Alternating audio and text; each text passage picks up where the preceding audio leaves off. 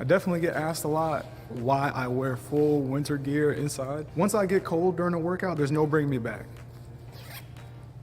A lot of the brands have a lot of great thermal gear. They're just as useful in a gym or a workout session as they are outside in the elements. So in my opinion, having a real good warm-up to keep you warm between exercises, between rest periods is fantastic, especially when you work out by yourself. Staying motivated during the entire time can be challenging, so while you're fighting your demons in your head, stay warm on your body. But yeah, so this is the full fit. I always wear it just to make sure I stay warm, my body stays warm, my joints stay loose. When you're lifting, keep your body warm, keep your joints warmed up. So we're gonna get right to the drills though. Let's go, let's go.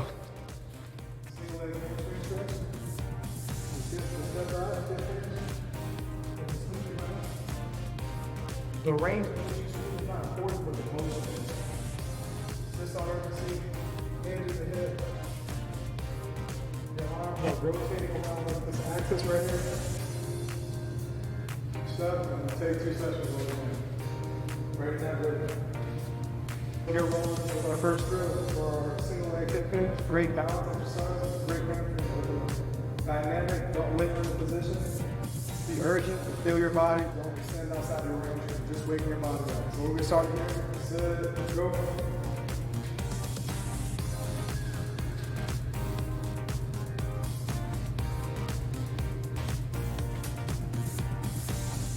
Comes up.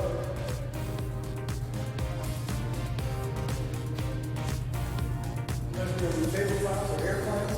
This will be the same techniques. We'll take a step, into our movement.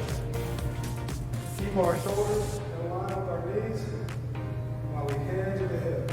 It'll be a single leg balance movement to where our body and hand is just like a tabletop or an airplane. Some people like to actually dive their hands to the ground to touch their toes.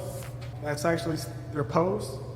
I'm gonna recommend not to do that only because it compromises the core stability. You want your core tight, back tight, right at the table. And if you get that angle right, you're still gonna accomplish the hamstring shot that you're looking for without diving for the foot. So instead of being here, going down, my body back over, I'm recommending what you do is pose, keep your core tight, back tight, hands at your hip, back leg straight and tight.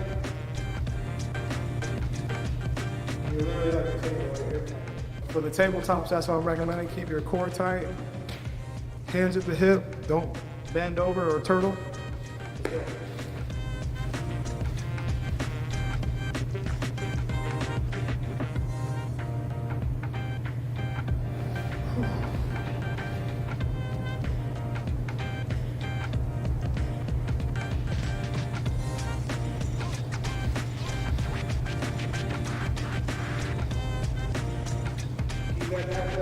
Don't hit your glutes, your hamstrings, keep your heel up. Now here's the thing, if you don't have that stability yet, strength for that progression yet, that's still fine. You can do this movement where it's like this. That's fine.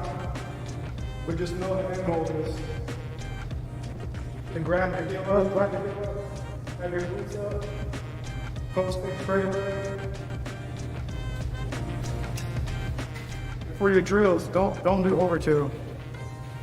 Get like a 10-meter space. Doesn't need to be anything insane. I made that mistake before. Over drilling will wipe you out. You're prepared, let's just go for it. Everybody's favorite, toe touches. Some people like doing like the cheerleader kids where you just throw their neck all the way up as high as they can. I'm more of an advocate of a controlled movement, especially with the hamstrings, arms up. Even for the smallest movements, from the start of your workout, your core is going to be activated and involved and just focus on arms up, straight. When you do your toe touches, you take a step. Your toes stay up.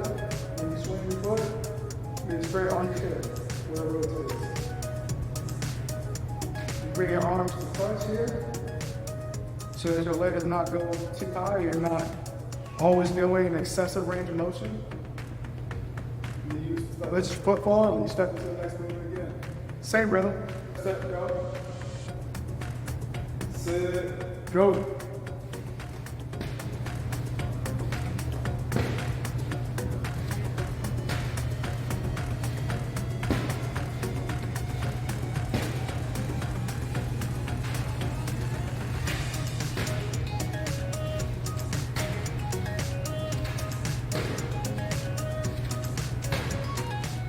There's a reason why we did that hamstring stretch on the third run.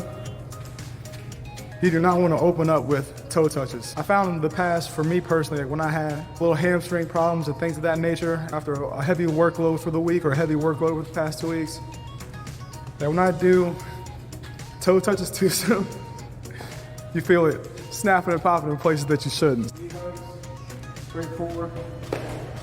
Only thing I'm gonna add is when you knee hug, make sure you have 2 ankle positions for your post leg.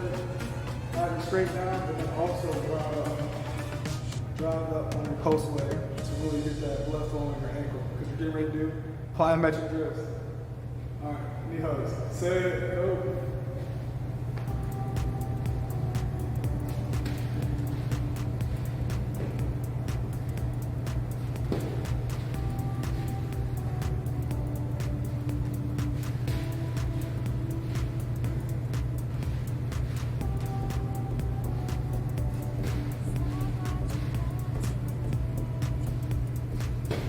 Strong feet, strong ankles, strong knees, strong hips.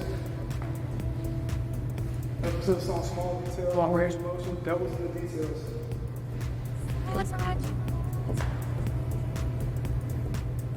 All right, now let's stretch the front side of the body. Let's do our quad stretches.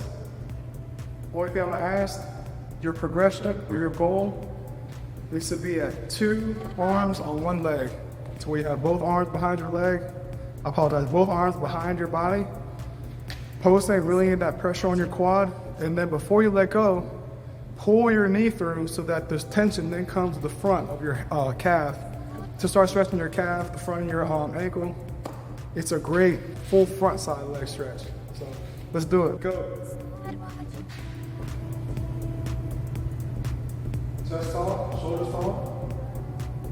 Really stretching the quad. But then before I let it go, pull the knee through. Really stretch the front of the ankle. Right? Big arm step. Another interval step, I should say. Head up, chin up. Shoulders down. Knee through.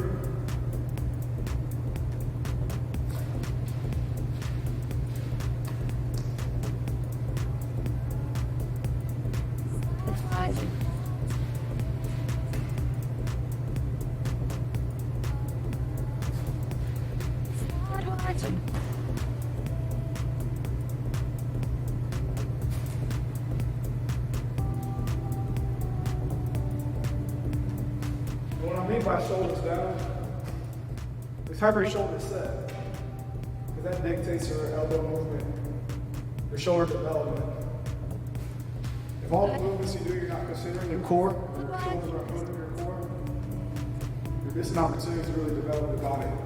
That athletic aesthetic, you can gain both by doing exercises properly. You got both the aesthetic and the effectiveness of the movement by doing them right. Just keeping a good posture will build so many muscles you didn't realize.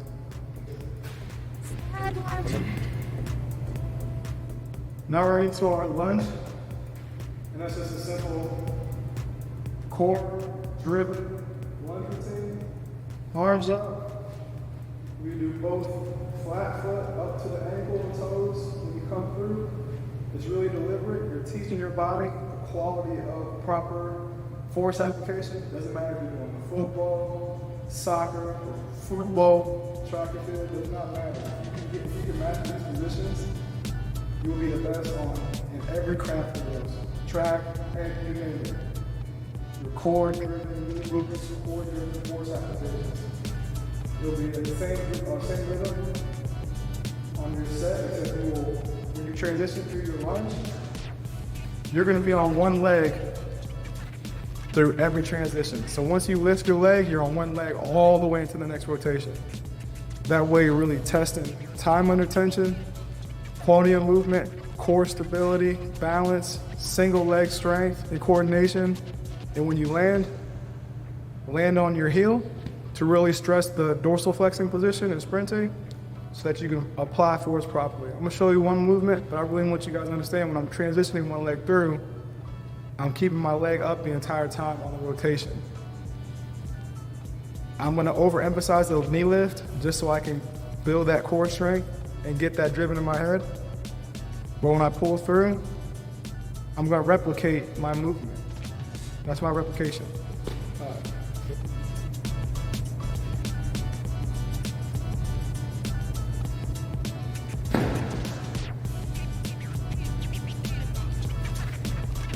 See where I step? Well, already off my foot. From the very back, when I push on, boom, one leg, right through, pull through. Where am I training there? That side of the canvas. You can't be fast if your leg is always leaning back here. So you want to be able to drive that knowledge, drive that movement right into your brain. Right through. I'm up tall.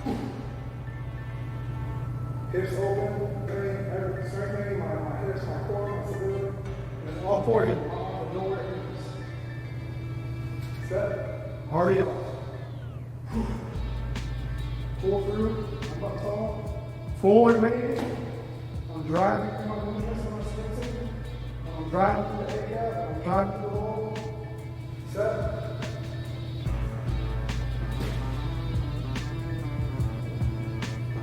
Push. Pull.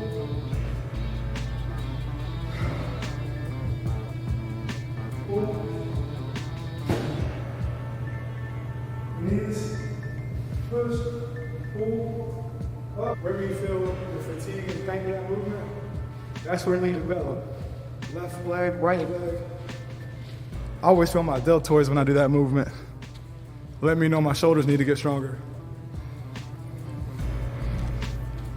And when I shoulder stronger, I don't mean doing 225 on one of these machines. I'm talking over 400 meters, over 200 meters, over 4 quarters of a game, over 90 minutes of play. Strong. Not trying to be my career executive, trying to be a high-performing athlete consistently without injuries. Lunges teaches so many great aspects of the sports that you need. You have to master this movement. And this is not even mastery. You have to do this overhead lunge to do, offset weight with bands, offset weight with kettlebell, lunge progressions. And it gets harder and harder as you add more weight. It's about focus instead of brute strength. So we're going to come back here. We're going to master the base level of this progression so that we can be ready for the next set. Without doing that today, we're going to do the work. Say go, knee tall, drive through my toes high when I pull through, push, pull, toes high, I'm sprinting, front side mechanics, back side mechanics, front side mechanics.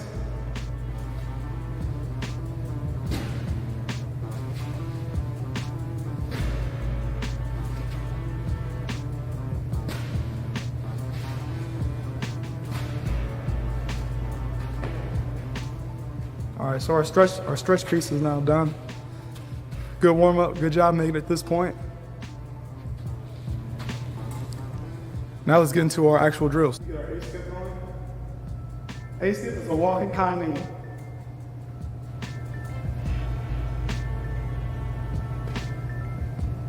It's a walking high knee, that's all A-step is. Don't overcomplicate it for yourself. Remember what we talked about previously? Hands. Make it easy. Don't try to make it a production. Cheek to cheek. Shoulders, elbows, not hands and chin or hand form. Cheek to cheek. Oh, there's a lot of force here. No, it looks simple. Rotates on your shoulder. Cheek. Thumb close to your chin. Stay tight. But when you do your A-step, it's a walking here, cheek to cheek, toes up, balancing on one leg, and then it's a the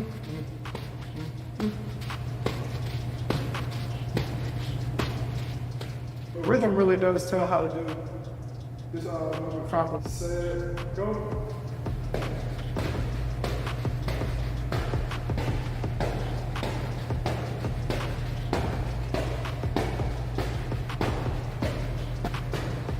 As long as you put your leg in the right position, this big, strong piece of equipment that you built up will move your body. All you need to do is get your leg in the right position. And this will move you forward. The rhythm does provide you a lot of keys on the proper way to do it. But in order to help you out a little bit more, what I normally focus on is keeping my toes up. And that way the rhythm, as long as my force application is right, my knees are in position when my toes are up. Toes up, stay in rhythm, and don't try to run through it. It's not about running, it's about applying, controlling force application.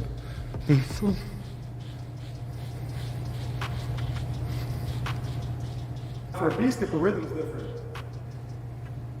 Two variations of the B-skips. You have a hurdle variation where it's more emphasis on the hip opening and hamstring extension, to where your leg comes up, to where it's almost your knee is hitting your chest and it comes out. And then there's a B-skip where it's more about practical sprinting, on the field moves, to where it's about force application during the cycle. The way you run fast is by not running fast. The way you run fast is by sprinting. How you sprint?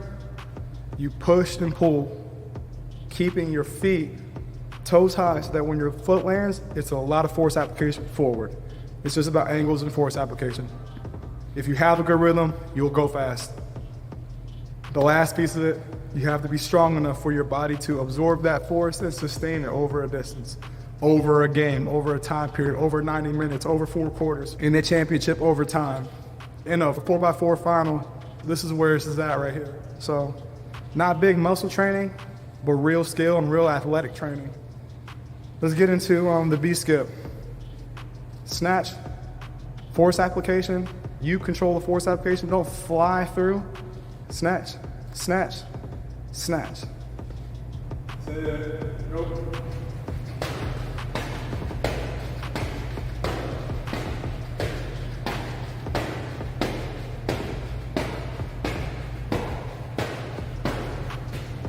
That's the traditional B-skip. Notice again, the force I apply, just enough to keep me tall, keep me going. You can do it to where you're covering more distance, but it puts you more of a sprint. Set, go.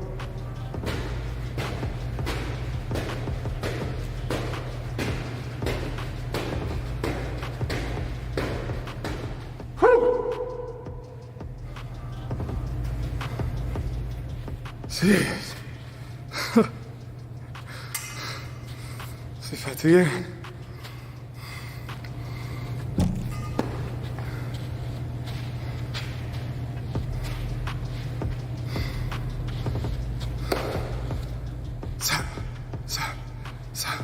Just think of your feet. Remember riding a bicycle? How your feet, that's all you're doing. That's all you're doing. And your feet are 2 points on that wheel. You get to rolling and flying. Now I want to let you guys know, for the players that are going to take this and apply it to their on-field craft, we're talking about, when we get into plyos, we're talking about explosiveness, so you're definitely going to need it regardless. But when I'm talking about these drills right here, this is for when you're in your open field. This is not agility training. This is, you broke out, you did your 1-2, you're running down the left wing. Now you need open speed. This is that open speed. You made your cut, you broke out your 8 yards, you're past the second level, it's you in the safety. This is open speed. Last 100 meters, 200-meter dash. This is top speed. This is the flight phase. But that's why I just want to stress that. I don't want you guys to do these movements in the red zone or within 5 to 8 yards. If you're in a triangle position, you gotta make sure you switch it on and off. All right, let's do the other variation. Go.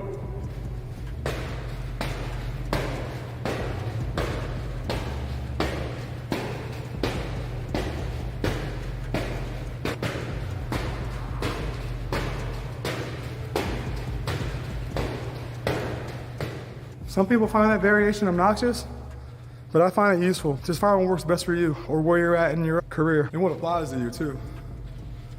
I do want to say, one of the best things about these progressions is that it shows, regardless of what drill you're doing, it starts at your core, and as long as you have your core strong enough for your leg to be in the right positions, your foot is going to fall in the same position, apply force in the same position, and move you forward in the same manner. On the second B-skip progression where my knee came up and out, it was still toes striking the track, toes striking the ground. A-skip, still striking. So it doesn't matter how you do it. We're gonna do another one too, but it doesn't matter how you do this every single time. It is, you're applying force with your arms. You have so much force generation with this movement here. And it changes on how aggressive you want to be. From here, this right here will have you moving. And then the foot action. So let's get into the C. Just pull your leg off to the right, your foot leg off to the left with the A-skip. Go.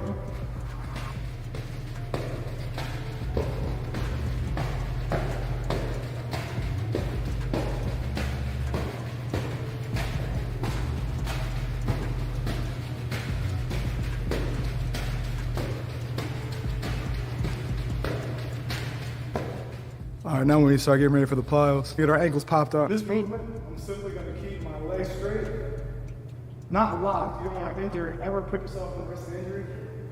Legs almost straight, and then I'm popping as high as I can with my ankles, applying force in rhythm with my arms. This is gonna be our movement for the next few things that we do. Wiggle up the nervous system, arms into our shoulders. See it? Go.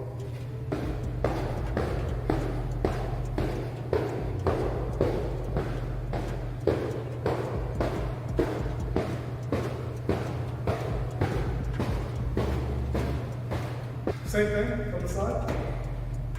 Same motion.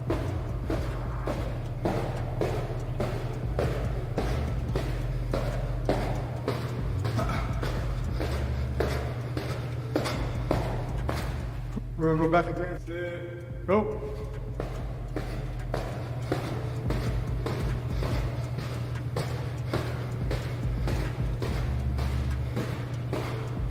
Single leg on side with the left foot. I'm not gonna have my off foreleg too high, it's not off the ground, toes up. And still same movement. Left leg, single leg, forward, sit, go.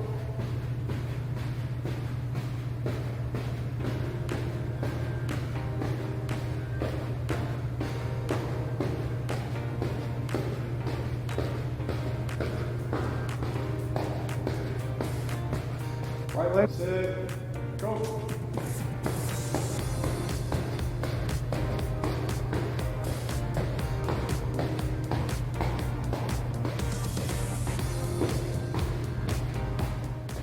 We got bounding karaoke and then we're getting the plyos.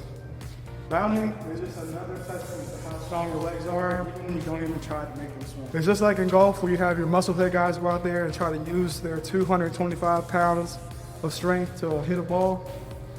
It's the same thing. Your leg, if it's in the right positions, in the right rhythm, it will apply so much force without you even thinking about it. You just have to get it in the right position and burn that muscle movement to your head. This is the bound. Your foot is straight, toes up, and when it falls, your strong leg that you build falls to the ground underneath your core, your center of gravity, and it pushes you forward. And so all you need to do with the bound is rely on your core, keep it tight, keep your leg rotating on your hip, and then you move forward due to the force application of your foot striking the ground. Oof, oof. And the bound can be done in so many different ways. The foot actually the same, When the force application changes, the rhythm changes. So you can do some different ways. You can do a chopping bound where you're not applying much force, a long bound where you're applying a bunch of force. The different methods are different force application. Different force application results in different rhythm. But either way, foot action is the same. And emphasis on core stability and single leg balance is still the same. I can do a bound even in the same position.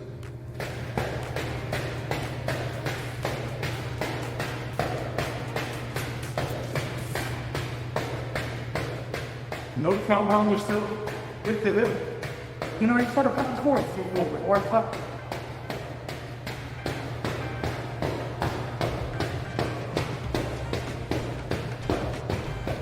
Stay stop, very easy.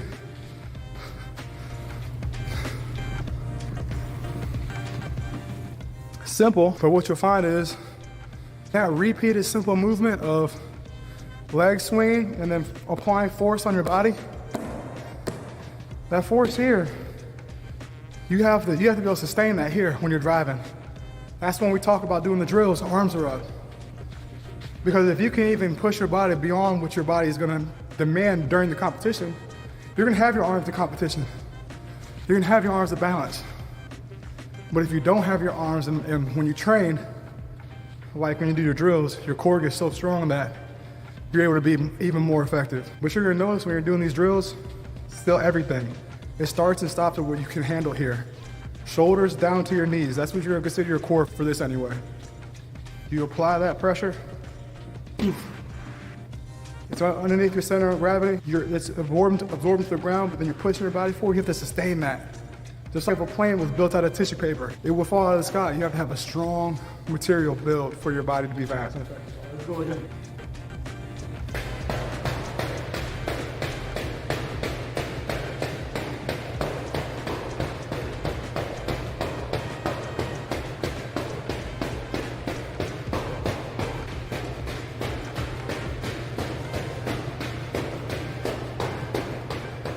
Three, 4 a.m. 4 a.m. now, so for all the gym goers getting here, we gotta get into the movement.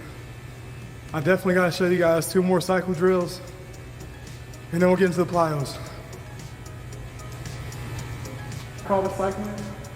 Some coaches call these butt kicks, regardless of the title. The key to this movement is backside mechanics. Everybody wants to have the picture perfect side frame coming off the curb, knees high, and it looks good. But the reality is, all these photos are just aesthetically pleasing. That knee is there for a split second. It's about the push and pull. It's not about focusing on the angles. The angles in the knee position and the foot position, it's all a factor of being strong enough to maintain a consistent push-pull rhythm. That's it. If you just simplify it that way, you understand that you need to get your foot up and back as fast as possible. The problem is when you get moving really quickly, or you even see it with gears too, like the point on a circle, there's always gonna be a point in which your foot, when it comes through, is gonna be at a far point behind you. When you don't want your foot looping, this is how you become slow. B, this is how you build bad posture. C, this is how you get injured really quickly in your season. When you allow your body to be so weak that your leg loops behind like this, you're not gonna be fast, you're not gonna be consistently effective, and you're not gonna do any kind of performance at the championship level. For a cycle or a butt kick, what's important is when you're flying and you're at top speed, your foot's gonna fly off behind you. Now it's a matter of how strong is your core, how keen are your skills, and how in rhythm are you to get that leg through and back down. Because that split second photo they have where they're like, up like this, that's just a split second. They got there because they focused on the push and the pull. You gotta get your foot through really quickly. It doesn't matter, again, what sport you're in. Name your sport, I guarantee you need to get faster. Let's go. Again, same little action, same angles. It's about the force application, it's gonna dictate the rhythm. And I cycle.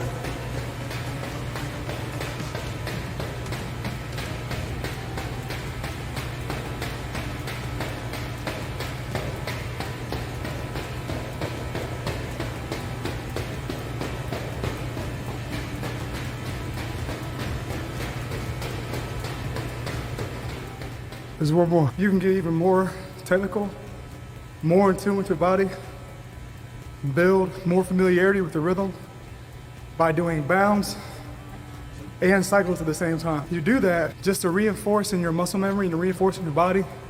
It's not always about your angle, but in the end, the reason why you want the angles is because of foot placement. The reason why you want good foot placement is because of force application. Stop making this hard, make it easy. Push, pull, and get rhythm. Be strong enough to be able to sustain that. Skill, strength, speed, that's it. Skill, strength, speed, that's it. You just gotta be strong enough to be able to do it. It's simple. It's simple. All right, let's go. So what I'm gonna do here, I'm bound, and I'm gonna do 3 cycles with one leg. It'll be 5, pull, bam, pull, bam, pull, bam. 7,